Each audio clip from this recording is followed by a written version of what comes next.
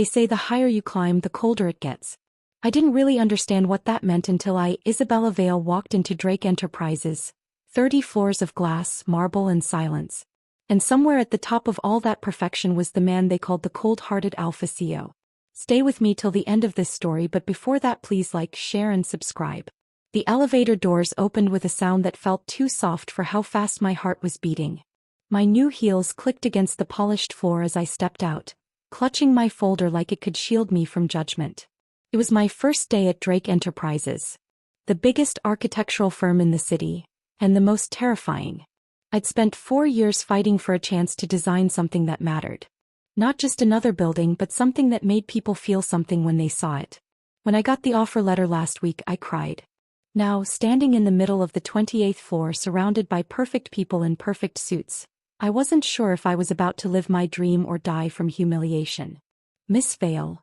I turned to see a woman with sharp cheekbones and an even sharper tone.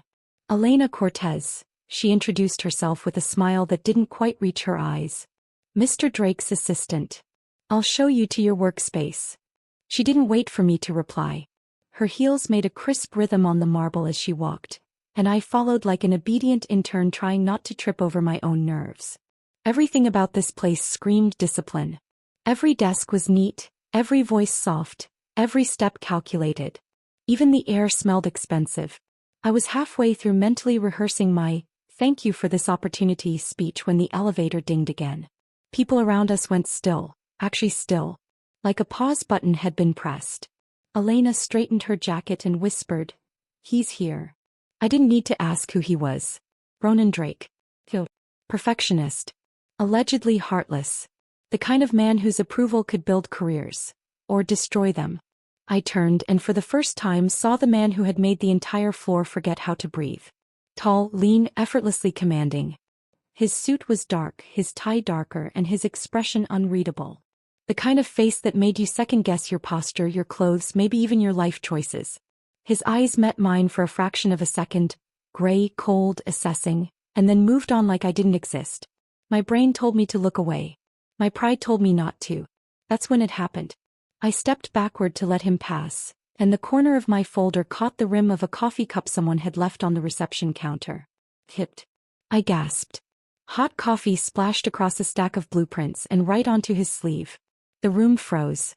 My soul left my body. "I am so sorry." I grabbed tissues from the counter, but Elena's hand shot out to stop me. "Don't," she hissed quietly. Ronan looked down at his sleeve, then at me. Not a single emotion crossed his face. That somehow made it worse. "Miss Vale," he said, his voice calm but sharp enough to slice through the air. "I assume you're the new architect." I swallowed. "Yes, sir." He looked at the coffee-stained blueprints. "Excellent start." If sarcasm had a temperature, his would be below freezing. Before I could think of anything intelligent to say, he added, "By office. 10 minutes." Then he walked away, leaving me in a puddle of panic and caffeine. Elena's smirk was almost kind. "You might want to take the stairs. Gives you time to think about your apology." 10 minutes later, I stood outside the massive double doors to his office. The kind of doors that made you feel like knocking was an act of bravery. "Come in," came that low voice from inside. I pushed the door open and stepped in. His office was exactly how I imagined. Impossibly tidy, intimidatingly large, and cold enough to make me question if the air conditioning was set to Arctic despair. He didn't look up right away. He was signing something, pen moving in clean, deliberate strokes. I waited, clutching the folder to my chest. Finally he spoke. "You've been assigned to the Horizon project, correct?" "Yes, sir." "Good. That project is worth over $300 million. I assume you'll be more careful with it than you were with my suit. If humiliation were fatal, I'd be dead twice." "I really am sorry," I said quietly. "It won't happen again." He looked up then, and something unreadable flickered in his expression. "I doubt it will," he said. "Most people don't get a second chance to make that kind of impression." I blinked. "Are you firing me?" "No," his voice softened slightly. "But if you're going to survive here, Miss Vale, learn quickly. I don't have patience for mistakes." I nodded. He leaned back in his chair, studying me. "Why architecture?" he asked suddenly. The question caught me off guard. "Because buildings tell stories," I said before I could overthink it. They outlive people. They hold memories even when we don't mean them to. For a moment his eyes lost that frost. Just a second. Then it was gone. Get back to work, he said. You'll report directly to me for the Horizon project. Elena will give you the details. Directly to you? He raised an eyebrow. Is that a problem? No, sir. He smiled faintly, if you could call it that. Then don't spill anything on me again. By the time I reached my desk, my pulse still hadn't returned to normal. I had officially survived my first conversation with Ronan Drake. Barely. The rest of the day passed in a blur of emails, whispered gossip, and careful steps. Everyone seemed terrified of him, but also obsessed. I understood why. He was magnetic in that impossible, frustrating way, like a riddle no one could solve. Around 6, most of the office cleared out.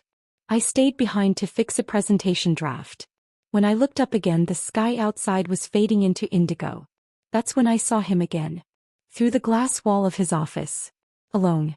The lights dimmed, his tie undone, his fingers pressed against the bridge of his nose like the weight of the world was sitting there. For the first time he didn't look cold. He looked tired. Human. I couldn't explain why that made my chest ache. Maybe it was because I'd spent my whole life trying to prove I was more than what people assumed about me. Maybe it was because, under all that armor, I saw the same thing I'd been hiding behind. Walls built to survive. I turned back to my screen, pretending not to notice when he glanced up. His gaze lingered for a moment, then shifted away. Maybe it was just my imagination, but I could have sworn the corner of his mouth was almost curved. Almost. By the second week at Drake Enterprises, I'd learned 2 things about Ronan Drake. 1, he noticed everything. 2, he let you know only when it suited him. He wasn't cruel the way people whispered. He didn't shout, didn't slam desks, didn't threaten. He just looked at you. That steady, assessing stare that made you question every decision you'd ever made. I started to think silence was his favorite form of discipline. Yet somehow I was beginning to read him. The slight twitch in his jaw when he disagreed. The way his fingers tapped the table when he was thinking. He had tells. Everyone does. We'd been meeting every morning to discuss the Horizon project. At first I was terrified to speak up. Then one day I disagreed with a structural adjustment he'd made. I pointed out that it would ruin the natural light flow in the building's atrium. He paused. For a long moment I thought he'd fire me on the spot. But then he said quietly, "Show me." So I did. Sketches, light studies, all of it. When I finished he simply nodded. Do it your way. He didn't compliment me, but I walked out of that office feeling 10 feet tall. The more we worked together, the more I saw glimpses of a man I didn't expect. Once, when an intern accidentally deleted an entire presentation, he didn't explode. He just sighed and said, "Fix it. Mistakes happen." That sentence shouldn't have made my chest warm, but it did. At lunch breaks, people speculated about his love life. He doesn't have one, someone said. He broke off an engagement years ago. I pretended not to care, but the words stuck with me. Then came the gala. It was the firm's annual charity event. Black tie, of course. I almost didn't go. Large gatherings always made me feel like a mismatched puzzle piece. But Elena had insisted, dropping a thin smile. Everyone important will be there, including Mr. Drake. You'll want to make a good impression. So I went. My dress was simple. Black silk that skimmed the floor. I had borrowed it from my cousin and pinned one side because it was slightly too long. Nothing about it screamed luxury, but it was me. The ballroom glittered with crystal lights and low laughter. Champagne glasses clinked. I spotted Ronan across the room talking to investors, looking impossibly composed in a black suit that fit like it had been tailored by fate itself. He saw me. It wasn't dramatic, just a glance that lingered half a second too long. My stomach twisted in a way I couldn't explain. Later, when I stepped out onto the terrace to breathe, he was already there, standing by the railing with the city spread below. "You clean up well," he said without turning around. "So do you," I replied before my brain could stop my mouth. He actually laughed, a quiet sound that startled me more than any scolding ever had. "I don't laugh often," he said. I noticed. We stood there, the cool wind catching my hair. He turned toward me, eyes softer than I'd ever seen them. "You make chaos look elegant," he murmured. My heart tripped. "And you make control look exhausting." Something changed in the air then. It was subtle, like gravity had shifted. He took a small step closer, close enough that I could smell the faint trace of his cologne, clean and sharp. Isabella, he started, voice lower now. I should have stepped back.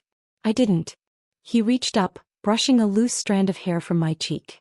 His fingers hesitated, then lingered. Every nerve in my body decided to remember that moment forever. When he finally kissed me, it wasn't rushed or planned. It was quiet, steady, like he'd been holding his breath for years. I forgot about the city, the job, the rumors. Everything except that he was real and he was kissing me. Then just as suddenly he pulled away. This can't happen, he said. I blinked. Why? Because I don't mix business with. He didn't finish. Maybe he couldn't. I nodded even though my throat felt tight. Of course. It was a mistake. It wasn't, he said softly. That's the problem. I left before he could say more. The next few days were torture. He went back to being cold, distant. Meetings were shorter, conversations clipped. Every now and then I'd catch him watching me, but he'd look away like the moment had never happened. Then out of nowhere HR called me in. There'd been a breach, a leak of confidential designs from the Horizon project. Files traced back to my login. My mouth went dry. That's impossible, I said. I didn't. But proof sat right there on the screen. My account, my access time, the downloaded files. By the time I got back to my desk, security was already waiting. Elena stood beside them, arms folded, eyes gleaming with false concern. I'm sure it's a misunderstanding, she said sweetly. Ronan's office door opened. He looked at me, expression unreadable. Inside, he said. I followed, heart pounding. He closed the door behind me and leaned against his desk. Tell me it isn't true. It isn't, I said. I swear, Ronan, I would never. Don't call me that. His tone was ice. I trusted you. Did you? I asked, voice shaking. Because it doesn't feel like it. He hesitated, jaw tight. The evidence is clear. Then you believe I sold your designs for money? Silence. That silence told me everything. I laughed bitterly. For someone so intelligent, you're easily convinced. He flinched, but only slightly. Leave your ID with security. HR will finalize the paperwork. I stared at him for a long moment, willing him to see the truth in my eyes. But he looked past me like I was already gone. When I finally walked out, Elena stood near the elevator, pretending to comfort another employee. She glanced at me, lips curving in triumph. In that instant, I understood who had really done it. I wanted to turn back to tell Ronan to fight, but pride kept my feet moving. If he didn't trust me, I wasn't going to beg him to. The week that followed felt like free fall. I packed up my tiny apartment, ignored the sympathetic texts from a few coworkers, and started applying for small design jobs. Anything that would keep the bills paid. Every night, though, I thought about that kiss. About how someone who guarded his heart so fiercely had let me in, only to lock the door behind me again. I told myself I was over it.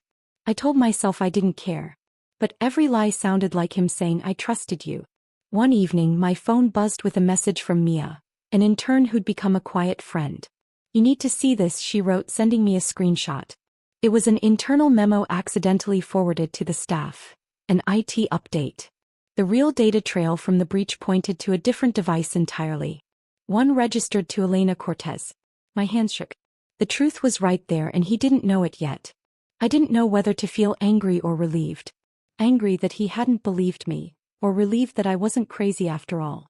Either way, something inside me shifted. Maybe I couldn't change what happened, but I could stop letting it define me. Still, one question kept looping through my mind as I stared out my window at the city lights. Would Ronan Drake care that he'd been wrong? I wanted to believe he would. But part of me feared that the cold-hearted alpha CEO wouldn't let himself care about anyone, least of all me. A week after the memo leaked, my phone rang again. Unknown number. I almost didn't answer, until instinct whispered a name I'd been trying to forget. Isabella. Ronan's voice. For a heartbeat I couldn't breathe. He didn't waste time. I know you didn't leak the files. IT traced everything back to Elena. She's gone. He exhaled, the sound rough, human. I was wrong. Part of me wanted to hang up right there. Another part just stood by the window, staring at the gray November sky. You could have asked before you destroyed my reputation. I know. Silence, then quieter. Can we meet? I should have said no. But I said yes. The cafe was half empty, a quiet corner tucked away from the city noise. I sat with my coffee untouched, heart pounding for reasons that had nothing to do with caffeine. He arrived 5 minutes late. No suit today, dark sweater, sleeves pushed up, looking less like the CEO everyone feared and more like someone real. He stopped by my table. "Hey, I nodded. For a long moment neither of us spoke. Then he said, "I don't expect you to forgive me. But I owe you an apology." "You do." He looked down at his hands. "I built my career on control. Trusting people never ended well. When the evidence pointed at you, it was easier to believe it than to risk being wrong." "That's not an excuse," I said softly. "It's not. It's just the truth." He met my eyes. There was no coldness this time, only regret. "You were the first person in a long time who made me forget how lonely all of this feels. I ruined that because I was afraid." Something inside me eased just a little. "But pain doesn't vanish with an apology." "You didn't just lose me," I said. "You made me lose faith in myself. Everyone believed your version of me." He swallowed hard. "Let me fix that. Come back. Not because I need your talent, though I do, but because you deserve to finish what you started." I stared out the window, thinking about the girl who'd walked into his office weeks ago, nervous and desperate to prove herself. That girl would have said yes immediately. But I wasn't her anymore. "I'll finish the Horizon project," I said. "But on one condition. You treat me like an equal, not an employee you can dismiss when things get complicated." A faint smile tugged at his mouth. "Deal." Returning to Drake Enterprises felt like stepping into a story I'd already ended. People whispered when I passed, some out of guilt, some out of curiosity. Ronan kept his distance at first, letting me work, letting me breathe. The project consumed us. Days blurred into nights, sketches turned into models. When we finally presented the completed design, a gleaming, sunlit structure that looked like hope made visible, he stood behind me while I explained the concept to the board. When I finished, he simply said, "This was Isabella's vision. I just made sure she had what she needed to build it." For the first time he smiled in public. And just like that, the whispers changed. After the meeting, I found him on the terrace again, the same place where everything had started. The city lights flickered below like restless stars. "You didn't have to give me all the credit," I said. "I did," he replied. "You earned it." We stood in silence for a while. Then he turned toward me, hands in his pockets. "When I called you cold that first day, I didn't mean your attitude. I meant your armor. You hide behind politeness the way I hide behind control." He wasn't wrong. "You're still hiding," I said quietly. He nodded. "Maybe. But not from you anymore." I looked at him, really looked, and realized the walls around him weren't made of steel. They were made of fear. Fear of loss, of love, of being seen.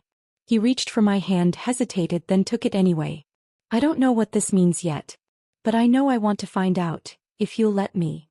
There it was, the choice I'd been dreading. Forgive him and risk being hurt again, or walk away and never know what might have been. My heart chose before my head could argue. "I'm not promising it'll be easy," I said. "I don't want easy," he replied. "I want honest." And then, without hesitation this time, he kissed me. It wasn't like the first one. That had been a collision, all confusion and adrenaline. This one was steady, certain. The kind that felt like coming home after being lost. When we finally pulled apart, he whispered against my hair, "You've ruined me, Isabella Vale." "Good," I said.